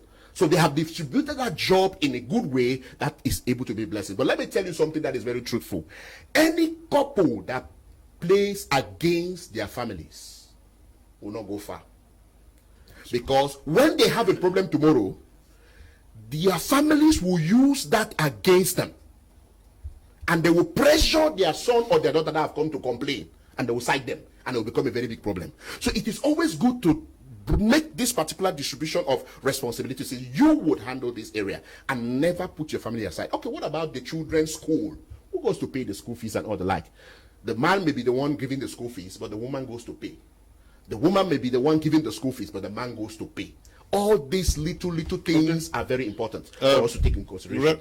Reverend, typical African family, who should do what? Or we go by what Apostle is saying, that the man and the woman should come together and then look at what charges they have, yes, responsibilities they have, financial and others, and then together agree on who should do what. Yes, what I want to say is that there must be a standard in everything. That means a universal standard. Okay. Because Africa do not supposed to have their own standard. God created one world, one people, one family. People supposed to understand that all of us are one. Okay. Are you understanding? The Europeans, or let me just say, all what has been happening, we have the Africans, the European, the Asian, and so on and so forth. According to, I always go to the ideal. If what went wrong in the Garden of Eden, if it was correct, we're supposed to be one family. We're supposed to understand. We're supposed to understand how we're supposed to live in the family. For instance, you have asked a question that who should do this or who should do that, right? What he was explaining, because when you look at women, they have, a large buttock. To tell you that they are called to sit down. I mean, the original idea. No, listen very well. Don't laugh. Don't laugh. I'm explaining to you. The men have a bigger shoulder. You understand what I'm talking? Listen very well. Look, if a woman sit and lean, it causes a problem. I'm telling you the ideal. Okay. Because of the buttocks. Are you understanding? They are called to sit down in a long time than men. Okay. People don't know this. Okay. And that is why they are the people that are supposed to take care of the home in the ideal world. Okay. Are you understanding? But today we are in the fallen world where there is a lot of difficulties. In fact, as you were saying, that at times even the woman can even bring more finance in the house. Yes. In this fallen world that we are saying, we can permit some certain things. Like Solomon that got married to many women. It was not the ideal. It was not the ideal that God permitted because he was heading somewhere. I don't know if I understand what I'm saying. Yes. So I'm saying that there are some certain things that are permitted because of the fall, but we are heading towards a perfect world where we understand exactly the role of each and every one. That's what I can say. Okay. Yeah. In this context, the man is the head. Yes. The Bible says the woman is a helpmeet now. Okay. Yes. How does it function? I think that a woman can help with finances. Helpmeet does not mean that the man is the highest. I think money, when we really defined marriage based on purpose, money is just a facilitator. But I would like to say this: nature is not fair to women. Oh. The very fact that they are the one who carry children for 9 months. Now, whether you like it or not, you cannot take that child, even if the woman, that is why you see some companies will avoid giving certain responsibility to a woman because they can't bear you being absent for 9 months and there is nothing you can do for that 9 months. Yes, there are jobs you can work while pregnant, but there are also things you cannot do while pregnant. Nature is not fair in that light. That's one. Secondly, the mother-child bond, all of us, most of us are sociologists, all of this, the mother-child bond is stronger than the father-child bond when the child, because most parents are looking up to the dad, but at adolescence, where they start looking up to, now, that bond, if most of the times, that maternal affection, when it's taken, has a long-term effect on the child. Now, please, I'm not saying this is impossible. I'm just saying that these are some of the things that must be considered. I am not trying to make an ultimatum and come and use Bible here to say that it must be so. I'm saying that these things are not fair. And that is why I made a post the other day on Facebook. And I said, whether women like it or not, women's rights, they will fight it on their own terms, men's rights on their own terms, but they cannot fight it like woman wants to have all the right a man has, because they will never have it. Neither will a man have all the right a woman has, and they will never have it. So whether you like it or not, a man and a woman cannot compete in certain heights in industry because of these little things. But now you have seen that there are wise ways, or there are still smart ways to handle this. For example, if a woman is earning more, and you are hoping that the man should stay at home, better be sure that this man is like Pastor Alfred, who can cook and take care of children. Not every man can do that. And it will not be forever. Yeah, I'm saying, not even only like that, because sometimes you must understand it. The other man's imperfection can be that they don't know how to cook. You might be blessed, you maybe for your background or where you're coming from, you know how to handle the children, you know how to, not every man knows how to do that. So if that woman is earning more and they think that the only solution is for that man to be there, it might also be a problem, not just because the man does not want to do it, but the man may not be able to. So I want to say here that this is something that if anybody is going through such a challenge, I encourage them here to better meet me on a one-on-one. It is a consulting problem. It is something that can be handled at a unique level, because we are just like we said here, we are giving general advice, but there are some things that let's not come and say here and somebody just speaks and write and think this is the general rule. We are just trying to make the possibilities be clear, but we want to make here that when the responsibility come, understand where you are going, understand how it's operating. Like, for example, as a man who was going where he's going to, I must know which kind of help. That's what I said, that a man is looking for the help. Which kind of help is my wife giving to me based on where I was going to? These were things that were supposed to have been defined, and I understand it. So when these responsibilities are coming, we must know how to balance it and know how to manage it in a way that it will not bring, because we are talking about the typical African minority. We don't start talking about pride here. That said, no, I will not do it, not because, no. Look at the sustainability of the family, but ensure that what you are fighting for will make it work towards the goal of it. Pastor Lefo, the Bakri man naturally can sit at home and take care of their children. I don't want to start talking about, I don't want to say something. I don't want to say something that will be tribalistic. Let me not say something that will be tribalistic. Please. Let's not go into that, because I don't want to say something that will be tribalistic. Greetings to you all in the studio. Please, men of God, I have this problem. I'm deeply in love with a girl from the Northwest, and she too loves me very much. We both are in the university, and we have been planning our own future. So I decided to visit her parents, and they told me their daughter cannot marry a Southwesterner. Please, I need advice. I don't want to lose. No, she wants to lose me. Thanks. Lannister is writing from Yaoundé. Apostle Ambe will answer you, Lannister, please. But let me take a few messages. Good evening, Mr. Leo. There is no perfect husband or wife, but you can make it perfect. Madame Gale, writing from Bova. Good evening to you all in the house. Please, I have a man that don't discuss with you, no care about your problems. How can you treat that type of marriage? Okay, if you have a man who has a very little care or interest in what you do. Right. I am really enjoying the program. I want to ask what are the various conditions to keep a relationship very strong and having little problems or misunderstanding? D. James, writing from Yaoundé. D. James, you should pray. Good evening, Mr. Kum. Thanks very much to your guys. There is no 100% efficient or perfect partner in any relationship. Some individuals are immature, age-wise, socially, economically, culturally, religiously, and so on. Norms for perfection are better for discussions. Pangala, my teacher out there in Womb. Good evening to you. Good evening, Mr. Kum. I and my husband love your program so much. Just want to thank Apostle Ambe for that rich explanation. God bless you. Claudia is writing from Tico. Good evening, Mr. Liu. I'm enjoying myself. The program is a blessing. I am searching. Okay, I need more insight on what it takes to know the right partner. It's Morgan writing from Bonaberry. Morgan, you better take the discussion serious.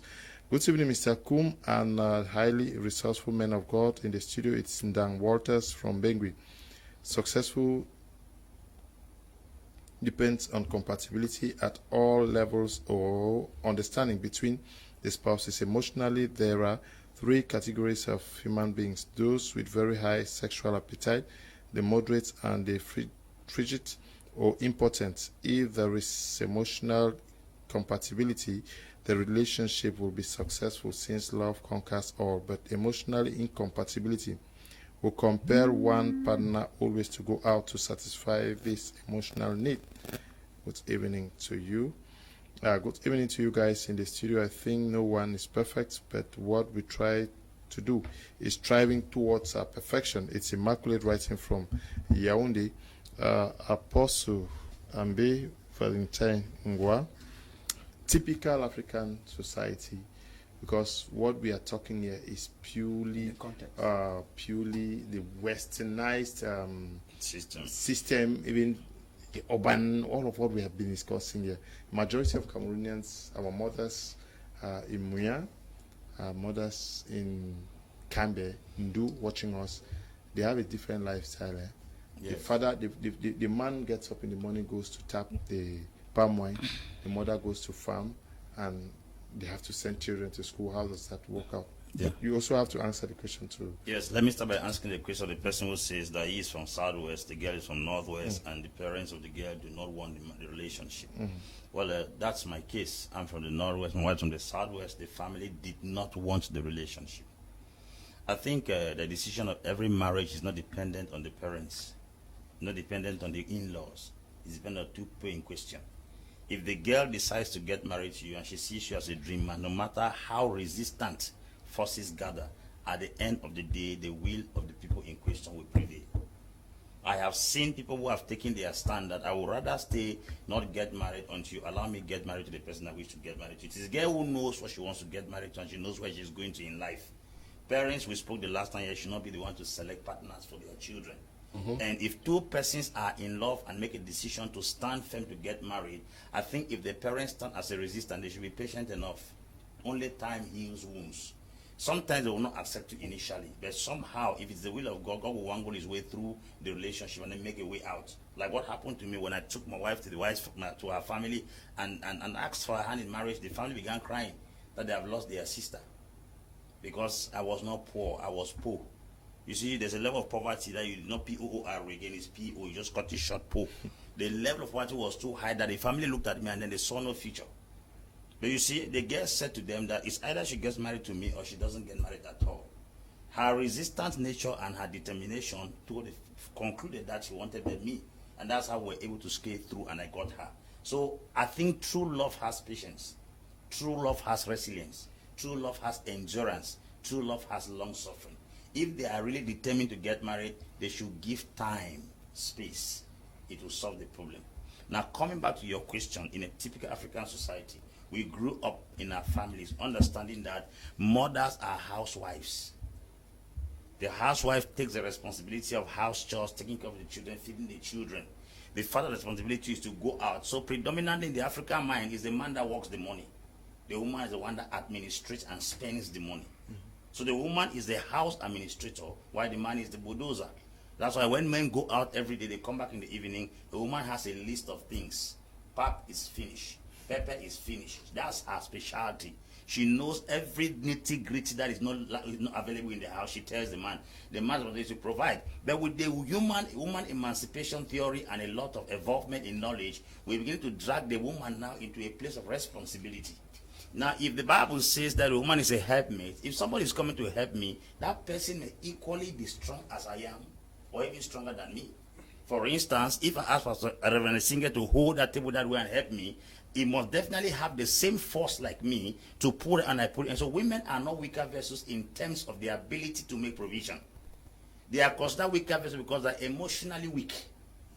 That's the weakness of a woman. And then physically they are fragile. So when we talk about a woman contributing and helping a house, it is not some kind of a church or Bible doctrine.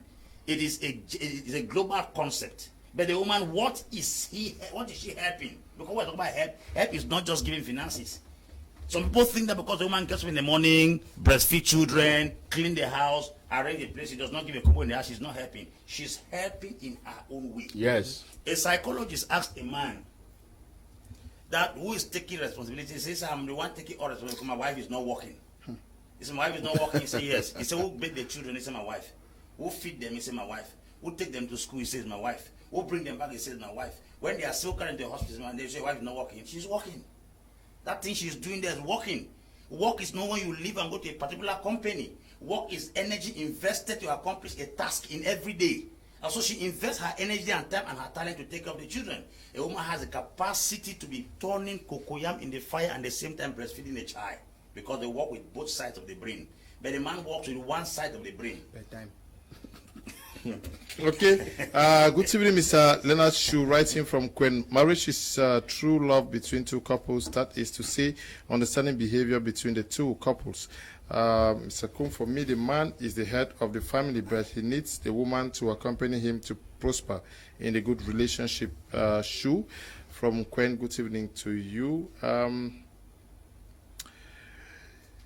Compatibility, responsibility, daily communication and understanding leads to perfection. Okay. Good evening, Mr. Liu and crew. We understand that we are one people but different colors, but tradition and religion counts. Just have a good foundation. Love, respect, belief and faith. Agendia Sylvester, writing from Yaoundé. Good evening to you, Agendia. Don't know whether it's still Agendia. No. Okay. Hello, Mr. Leo. I enjoy the program. Marriage is a daily based learning. Okay, you mean it's a learning process every day. Elvis is writing from Santa. Good evening to you. Men must accept their partners and move along with them. Some men complain all the time, which is not good for a relationship. Okay.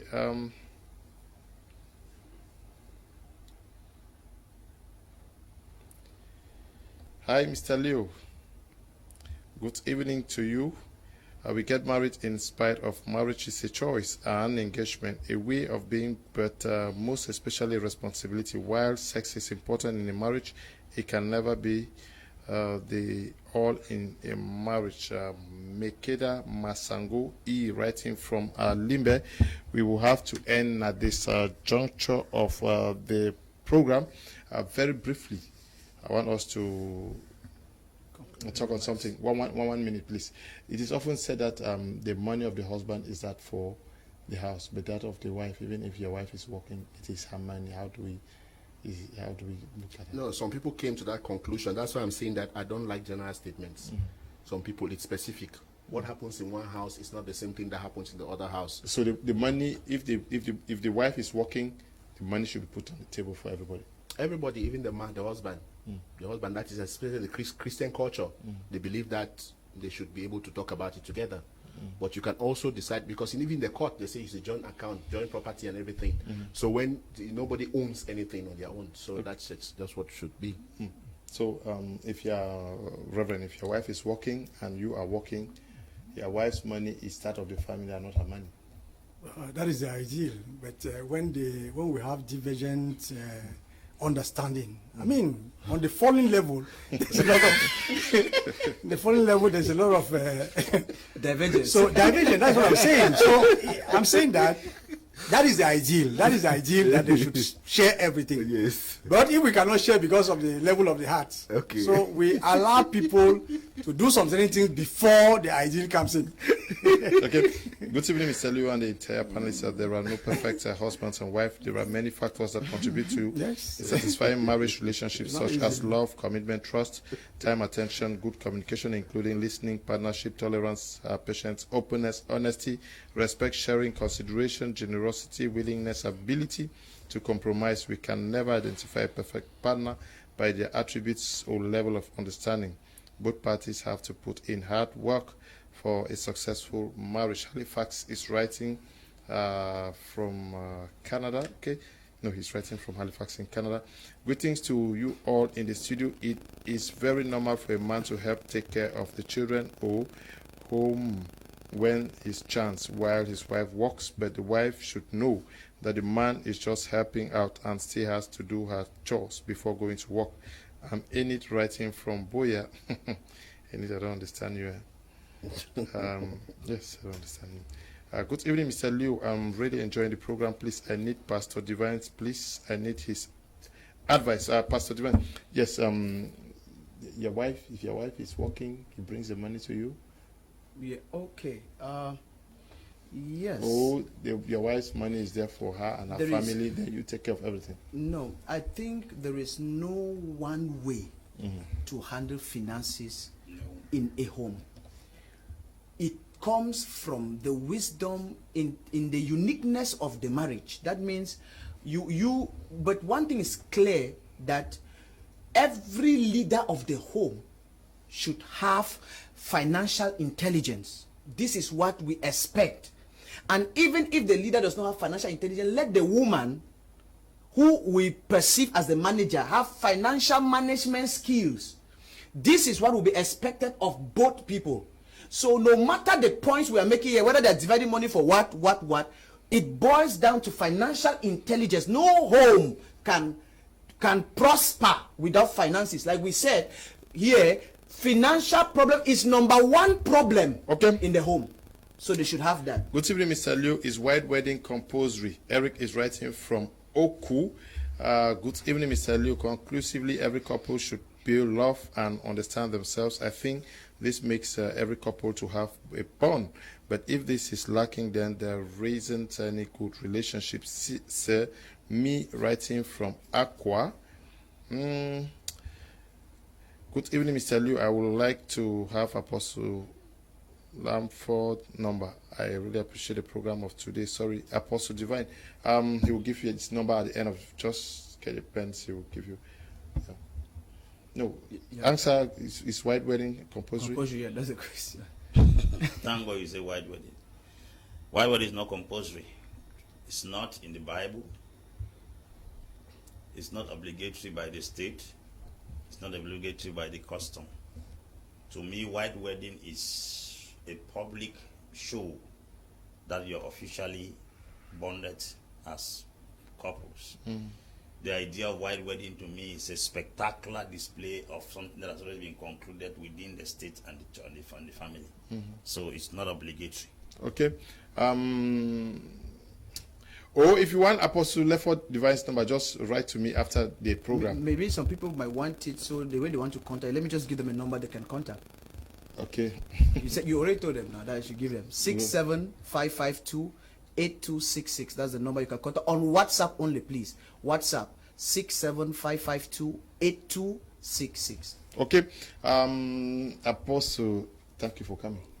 Thank you very much, Mr. Liu. It was a wonderful time today. I believe that even after the rebroadcast, people will have to learn a lot of things again. The broadcast comes up tomorrow. Yes. Please say it again. So people were asking me, please. Thank you for coming, please. Thank you, Mr. Liu. Thank you, Cameroon, for being part of today's program. I know you've learned so much. God bless you. Okay. And to you, Reverend, thank you. Thank you very much. Thank you for all our televiewers. Thank you for our co-panelists. Okay. Apostle Lefo, thank you too for coming here. It's always a pleasure. I'm always glad to be in Douala every Tuesday. Okay, we are going to end at this juncture. Thank you, Desmond, and to you, Eli, and Bertrand, and Noel, not forgetting you, for producing this program, and to you, Tabi Tambe Bryant, who is supervising our work out here. Stay blessed. Bye-bye.